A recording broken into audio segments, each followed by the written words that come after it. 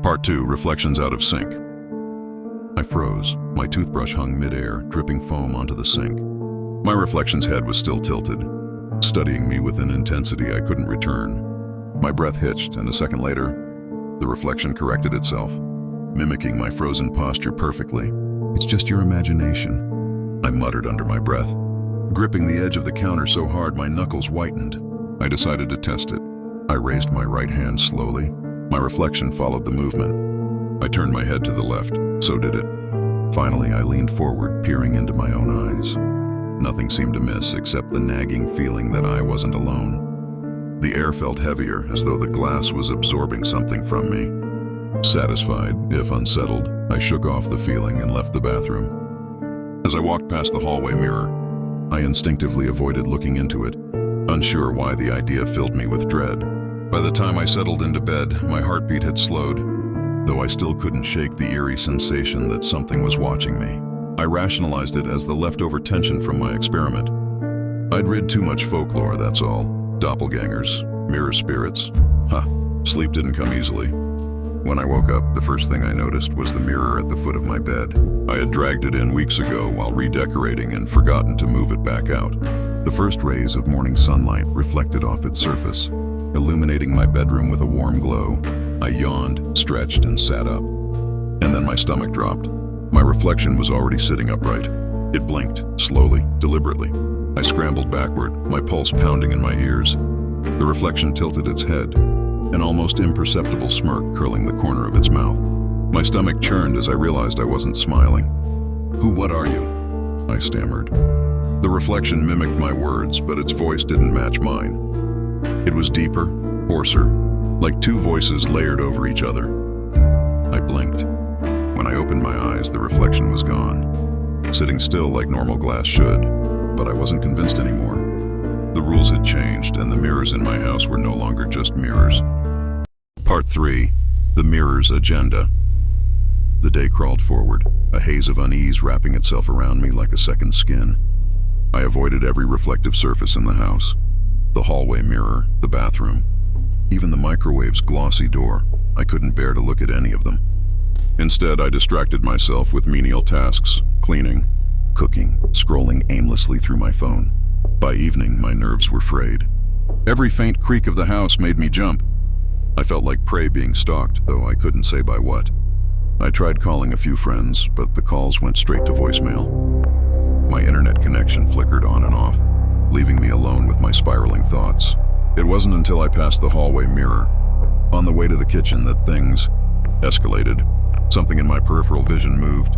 I stopped dead in my tracks, my breath catching in my throat. Slowly, I turned my head toward the mirror. My reflection stood there, staring back at me, perfectly still. Too still. Its chest didn't rise and fall with breath. Its eyes were wider than mine, unblinking. But that wasn't the worst part. The hallway behind it wasn't my hallway. The wallpaper was different, yellowed and peeling. A single light bulb hung from a frayed cord, swaying slightly. And at the far end of the corridor was a door, an old, warped thing that pulsed as though it were alive. "Who are you?" I whispered, stepping back instinctively. My reflection tilted its head, that unsettling smirk returning. Its lips moved, forming words I couldn't hear. I wanted to run, to smash the mirror, but my legs felt rooted to the spot. The reflection's lips moved again, slower this time, like it was mocking me. And then, impossibly, I heard its voice. Not with my ears, but inside my head. "Come through." "No," I said aloud, my voice trembling. It didn't seem to care. My reflection raised a hand and pressed it against the glass. I gasped as the surface rippled like water, shimmering in slow waves. Its grin widened and it began to lean forward, its face pushing through the glass as though it were liquid. I snapped out of my paralysis, stumbling backward and slamming into the wall behind me. My heart pounded in my chest as I turned and bolted into the living room, slamming the door shut behind me. The house was silent, too silent. I tried to calm my breathing, clutching a blanket as though it could protect me. Minutes passed and nothing happened. I dared to hope it was over. Maybe I'd imagined it all. Stress, lack of sleep, whatever. Then came the knock. A single, deliberate knock, not on the front door, but on the mirror above the fireplace. Part 4, the other side. The knock echoed through the living room, sharp and deliberate. I froze, clutching the blanket tighter. My eyes locked on the mirror above the fireplace. The glass shimmered faintly in the dim light, and for a moment, I thought I saw something move within it, a shadow just beneath the surface. "Stop it," I muttered to myself. "You're losing it." Another knock came, louder this time. My knees buckled and I sank to the floor. "Go away," I whispered, my voice cracking. The mirror didn't listen. Instead, the surface began to ripple, slow and hypnotic, like a pond disturbed by a single drop of water. And then I heard it, a faint, melodic humming, deep and resonant, vibrating in my chest. The tune sounded eerily familiar, though I couldn't place where I'd heard it before. "Come through," the voice said again, soft and coaxing. It wasn't audible in the room. It resonated in my mind, an intimate whisper that felt too close. "No," I whispered. "I won't." The words died in my throat as the reflection leaned into view. It wasn't my face anymore, not exactly. The eyes were darker, the grin wider, teeth too sharp. The thing on the other side wasn't a copy of me. It was something else wearing my face like a mask. Its voice broke the silence, low and cruel. "You've been looking at me your whole life. Did you think I wouldn't look back?" I shook my head furiously, backing away until my shoulders pressed against the far wall. "No, I don't belong to you," I stammered. "I'm not—" "Not what?" It interrupted, its tone mocking. "Not curious? Not afraid? You are both. You've invited me in every time you lingered. Every time you wondered what was on the other side of the glass. You made this connection, you did this." The words wrapped around me like chains, and for a moment, I believed them. I'd always been fascinated by mirrors, hadn't I? Always lingered a moment too long searching for something. But this? No, I couldn't have caused this. I gritted my teeth and pushed back against the creeping despair. "You're lying!" I spat, my voice trembling but defiant. "You can't come through. You're just a shadow." The thing grinned wider, its teeth impossibly sharp now. "A shadow? Is that what you think? That I can't touch you? Sweet child, the glass is just a threshold, and thresholds can be crossed." As if to prove its point, the reflection pressed a hand against the inside of the mirror. The surface rippled like liquid beneath its palm, the faint outline of fingers pressing through. I scrambled to my feet, panic surging through me. "Stay back," I shouted, grabbing the first thing I could, a ceramic lamp from the end table. Without thinking, I hurled it at the mirror with all my strength. The lamp shattered on impact, but the mirror didn't break. Instead, the rippling intensified, and the glass seemed to flex outward, as though straining against an invisible barrier. The reflection laughed, a chilling sound that echoed both inside and outside my head. "Do you think I haven't waited for this?" It taunted. "Do you think I haven't been patient?" The hallway in the mirror grew clearer now, its warped door at the end creaking open. Beyond it lay a swirling darkness, alive and hungry. I turned to run, but the room itself seemed to shift. Every wall now had a mirror, every surface reflecting not the living room, but that cursed hallway. My own terrified face stared back at me from 100 angles, but each reflection moved just slightly out of sync, their expressions twisting into something alien. Then, from behind me, I felt it, a presence, cold and suffocating. I didn't have to turn around to know that it had crossed the threshold. Part 5. Crossing over. "You."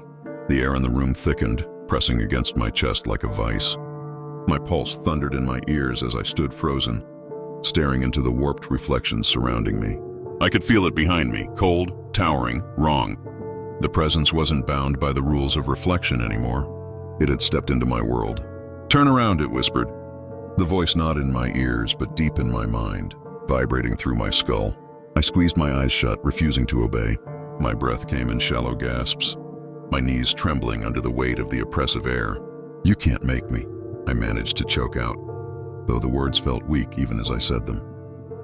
The creature laughed softly, a low and cruel sound that reverberated through the mirrors. "You've been looking at me all your life, and yet you won't look now? What a coward you've become." I stayed silent, gripping the edge of the couch for support. My hands were slick with sweat, my knuckles aching from the effort. "Leave me alone!" I screamed, finally finding the courage to move. I stumbled toward the door, but my feet seemed to sink into the floor, as though the air itself were holding me back.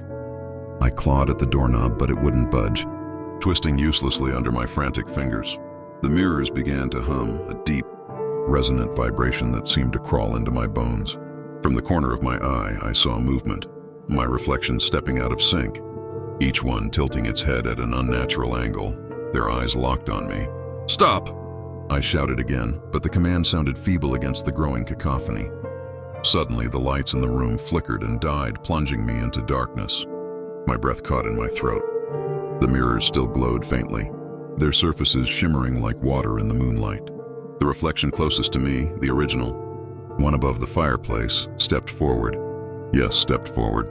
It emerged from the glass as though stepping through a doorway, its movements fluid but unnatural. Its grin widened impossibly, splitting its face in two, revealing rows of jagged, glistening teeth. "You've given me your reflection," it said, its voice a guttural rasp. "And now I'll take the rest." "No!" I shouted, shoving myself away from the door and into the center of the room. "You can't take anything from me!" "This is my world." The reflection laughed again, a sound that made my skin crawl. "Your world?" It mocked, its form stretching and warping as it moved closer. "This is my domain. You were just foolish enough to invite me in." The shadows around me deepened, swirling like smoke, wrapping around my arms and legs. My movements became sluggish, my limbs heavy.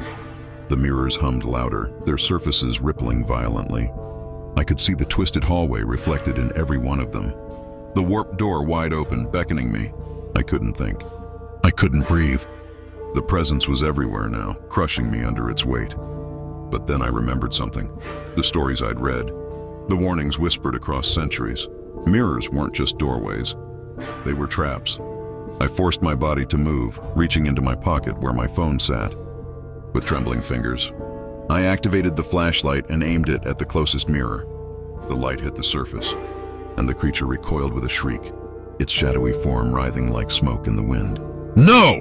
it bellowed, its voice no longer mocking but furious. "You cannot trap me!"